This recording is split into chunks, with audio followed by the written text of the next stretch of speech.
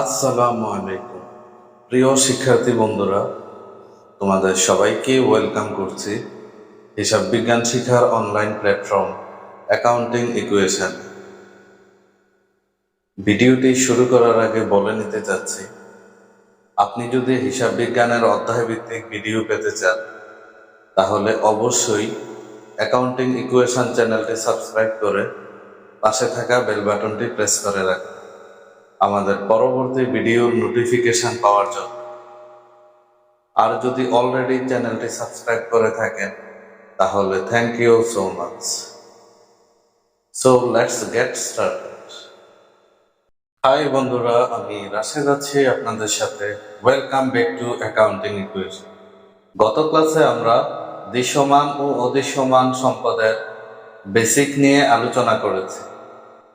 আজকে আমরা দৃশ্যমান ও অদৃশ্যমান সম্পদের হিসাব রক্ষণ অধ্যায়ের একটি ম্যাথ সমাধান করব। ম্যাথ সমাধান করার আগে কিছু গুরুত্বপূর্ণ টিপস আপনাদের সাথে শেয়ার করতে চাই। প্রিয় শিক্ষার্থী বন্ধুরা, আপনারা যে কোনো অধ্যায়ের ম্যাথ সমাধান করার পূর্বে দুটো জিনিস খুব ভালোভাবে জেনে নিন। নাম্বার 1, যে অধ্যায়ের অঙ্ক সমাধান করবেন ওই অধ্যায়ের বেসিক। নাম্বার 2, ওই অধ্যায়ের ম্যাথ রিলেটেড কিওয়ার্ড। বেসিক সম্বন্ধে যদি বলতে হয় তাহলে বলতে চাই, আপনি যে কোনো অধ্যায়ের অঙ্ক সমাধান করতে হলে ওই অধ্যায়ের বেসিক সম্বন্ধে সুস্পষ্ট ধারণা থাকতে হবে। আদারওয়াইজ আপনি ওই অধ্যায়ের অঙ্কগুলো ভালোভাবে বুঝবেন না এবং অঙ্ক করার যেই মজা সেটা আপনি পাবেন না। বেসিক হচ্ছে যে কোনো অধ্যায়ের অঙ্ক সমাধানের মূল ভিত্তি। সো আশা করছি আপনারা অবশ্যই যে কোনো অধ্যায়ের অঙ্ক সমাধানের পূর্বে ওই অধ্যায়ের বেসিকগুলো খুব ভালোভাবে জেনে নেবেন। কিওয়ার্ড সম্বন্ধে যদি বলতে হয় তাহলে বলতে চাই, কিওয়ার্ডগুলো এত বেশি ইম্পর্টেন্ট যা যে কোনো অধ্যায়ের অঙ্ক সমাধানে জাস্ট ম্যাজিকের মতো কাজ করে। প্রত্যেকটি অধ্যায়ের আলাদা আলাদা কিছু কিওয়ার্ড থাকে যা আমরা অবশ্যই শিখে ফেলব। শিক্ষার্থী বন্ধুরা, আমি আপনাদেরকে দায়িত্ব নিয়ে বলছি, আপনারা যদি হিসাব বিজ্ঞানের যে কোনো অধ্যায়ের অঙ্ক সমাধানের পূর্বে এই দুটো জিনিসের ভালোভাবে কম্বিনেশন করতে পারেন, then you are create a masterpiece. চলুন তাহলে শুরুতেই দেখে নেই এই অধ্যায়ের কিওয়ার্ডগুলো কি কি। নাম্বার 1, সম্পত্তির ক্রয় মূল্য বা প্রাথমিক মূল্য। নাম্বার 2, সকল প্রকার খরচ। নাম্বার 3, সংস্থাপন ব্যয়। নাম্বার 4, ভগ্নাবশেষ মূল্য। নাম্বার 5, আনুমানিক আয়ুষ্কাল। নাম্বার 6, অবচয়ের হার। নাম্বার 7, সম্পত্তি ক্রয়ের তারিখ। নাম্বার 8, সম্পত্তি বিক্রয়ের তারিখ। নাম্বার 9, অবচয় ধার্যের পদ্ধতি। নাম্বার 10, মোট উৎপাদন একক। নাম্বার 11, বার্ষিক উৎপাদন একক। শিক্ষার্থী বন্ধুরা, আপনারা নিশ্চয়ই বুঝতে পেরেছেন যে কোনো অধ্যায়ের অঙ্ক সমাধানে বেসিক বা কিওয়ার্ডগুলো কতটা ভাইটাল রোল প্লে করে। অঙ্ক করার শুরুতেই আমরা অঙ্কটি ভালোভাবে পড়ে অঙ্কের কিওয়ার্ডগুলো খাতার এক কোণে লিখে নিব। আমরা আজকে যে অঙ্কটি সমাধান করব, এই অঙ্কটি চট্টগ্রাম বোর্ড 21 সালে এসেছে। তো অঙ্কটি আমরা পড়ে নিচ্ছি। 1 জানুয়ারি 2018 তারিখে অহনা কোম্পানি লিমিটেড 9 লাখ টাকা মূল্যের একটি নতুন মেশিন ক্রয় করে ওই একই তারিখে কোম্পানিটি বহন খরচ ও বসানো খরচ বাবদ যথাক্রমে 10,000 টাকা এবং 20,000 টাকা নির্বাহ করে। মেশিনটির আনুমানিক আয়ুষ্কাল 5 বছর এবং ভগ্নাবশেষ মূল্য 50,000 টাকা। প্রতি বছর 31 ডিসেম্বর তারিখে কোম্পানিটি তার হিসাব বই বন্ধ করে। কোম্পানি মেশিনটির উপর সরলরৈখিক পদ্ধতিতে অবচয় ধার্য করার সিদ্ধান্ত গ্রহণ করে। পথে আমাদের বের করতে বলছে মেশিনটির অবচয়যোগ্য মূল্য কত টাকা। খতে আমাদের বের করতে বলছে 2018 সাল থেকে 2020 সাল পর্যন্ত সময়ের কোম্পানির হিসাব বইতে প্রয়োজনীয় জাবেদা দাখিলা দাও, ব্যাখ্যার প্রয়োজন নেই। আর গতে আমাদেরকে বের করতে বলেছে প্রথম 3 বছরের পুঞ্জীভূত অবচয় হিসাব। প্রিয় শিক্ষার্থী বন্ধুরা, আমরা শুরুতেই অঙ্কের কিওয়ার্ডগুলো বোর্ডের কোনায় লিখে রেখেছি। কিওয়ার্ডগুলো লিখলে সুবিধাটা হয় কি, আমাদের বারবার অঙ্কটা পড়তে হবে, এখান থেকেই আমরা খুব সহজেই অঙ্কটা সলভ করতে পারবো। সো চলেন তাহলে ক সমাধান করি। কতে মেশিনের অবচয়যোগ্য মূল্য নির্ণয় করতে বলছে।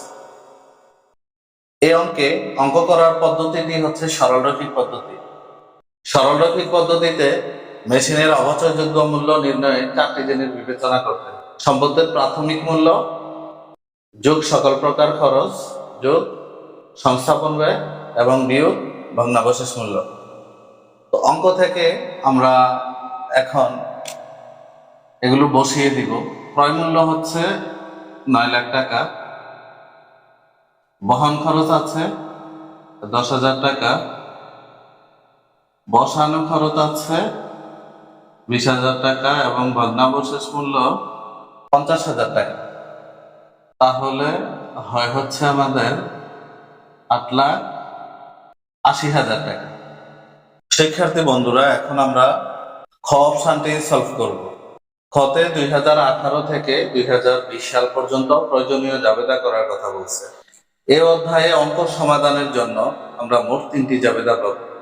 নাম্বার 1, সম্পত্তি ক্রয়ের জন্য জাবেদা। নাম্বার 2, অবচয় সংক্রান্ত জাবেদা। অবচয় সংক্রান্ত জাবেদা আবার দুটি, অবচয়ের জন্য জাবেদা এবং অবচয় হিসাব বন্ধ করার জন্য জাবেদা। আর নাম্বার 3, সম্পত্তি বিক্রয়ের জন্য জাবেদা। তো আমরা এখন জাবেদাটি সলভ করব। শুরুতেই 1 নাম্বার জাবেদাটি দিতে হবে। 1 নাম্বার জাবেদাটি হচ্ছে সম্পত্তি ক্রয়ের জন্য জাবেদা। সম্পত্তির নাম ডেবিট, ব্যাংক হিসাব ক্রেডিট। মেশিন হিসাব ডেবিট, ব্যাংক হিসাব ক্রেডিট। এখানে টাকার মধ্যে মোট টাকা বা অর্জন মূল্য দিতে হবে। মোট মূল্য বা অর্জন মূল্য বের করতে 3টি জিনিস বিবেচনা করতে হয়। সম্পত্তির প্রাথমিক মূল্য, সকল প্রকার খরচ এবং সংস্থাপন ব্যয়।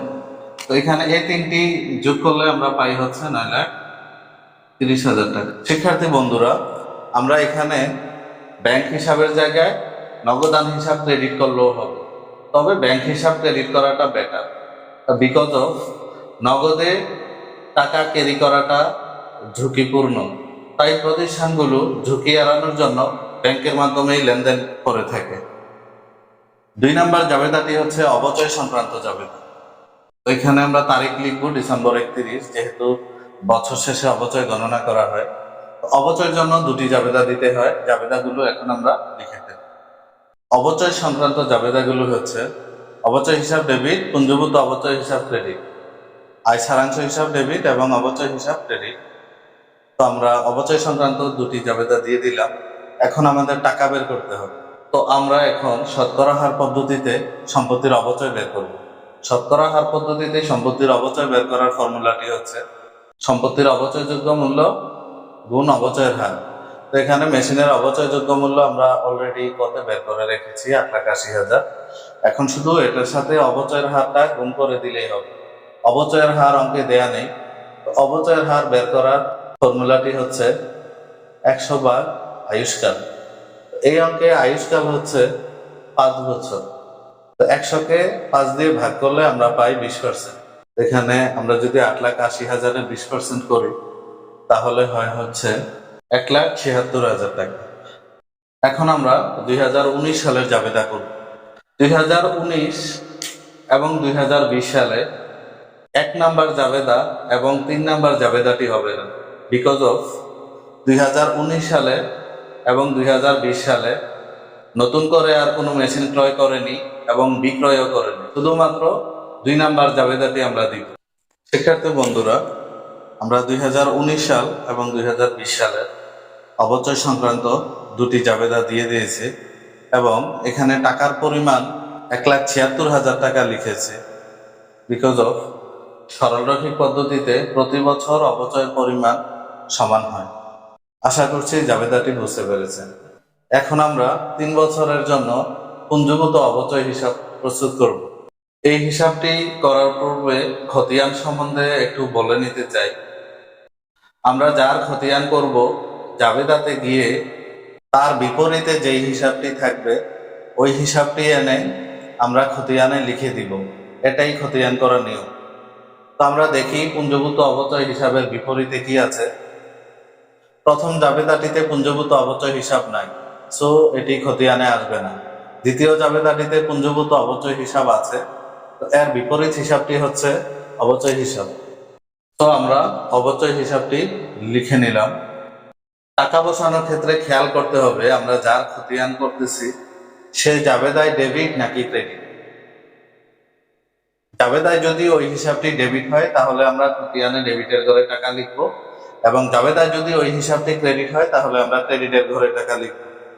তো পুঞ্জভূত অবচয় হিসাবটি জাবেদায় ক্রেডিট, তো এই জন্য আমরা ক্রেডিটের ঘরে টাকা লিখব। ক্রেডিটের ঘরে টাকা লিখলে উদ্বৃত্তর মতো ক্রেডিটের ঘরে যাবে। তো 2019 সালে প্রথম জাবেদায় পুঞ্জভূত অবচয় হিসাব আছে, সো তার বিপরীত হিসাবটি আমরা লিখে ফেলব। যেহেতু পুঞ্জভূত অবচয় হিসাব জাবেদায় ক্রেডিট, তাই আমাদের খতিয়ানের ক্রেডিটে টাকা লিখতে হবে। এখানে দেখতে পাচ্ছি খতিয়ানে ক্রেডিট পাশে আছে 1,76,000 এবং উদ্বৃত্ততে ক্রেডিট পাশে আছে 1,76,000। উদ্বৃত্ত মিললে যোগ হয়, এটা অ্যাকাউন্টিং এর একটা বেসিক রুল। সো যেহেতু ক্রেডিট, সো আমরা এটা যোগ করে দিব।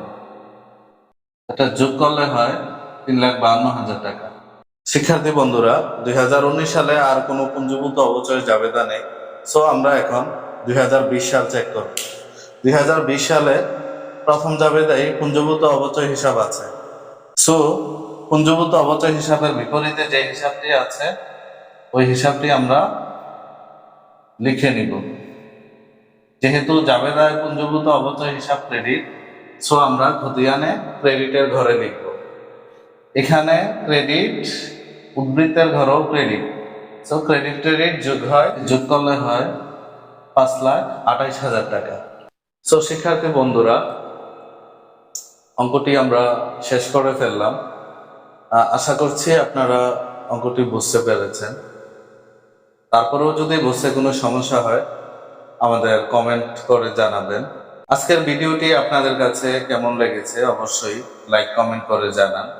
আর আপনাদের যে কোনো প্রশ্ন বা জিজ্ঞাসা আমাদের ফেসবুক গ্রুপে জানাতে পারেন। ফেসবুক গ্রুপের লিংক ডেসক্রিপশন বক্সে দেওয়া থাকবে। তো এই ছিল ভিডিও, দেখা হবে পরবর্তী কোনো ভিডিওতে। সে পর্যন্ত ভালো থাকুন, সুস্থ থাকুন। আসসালামু আলাইকুম।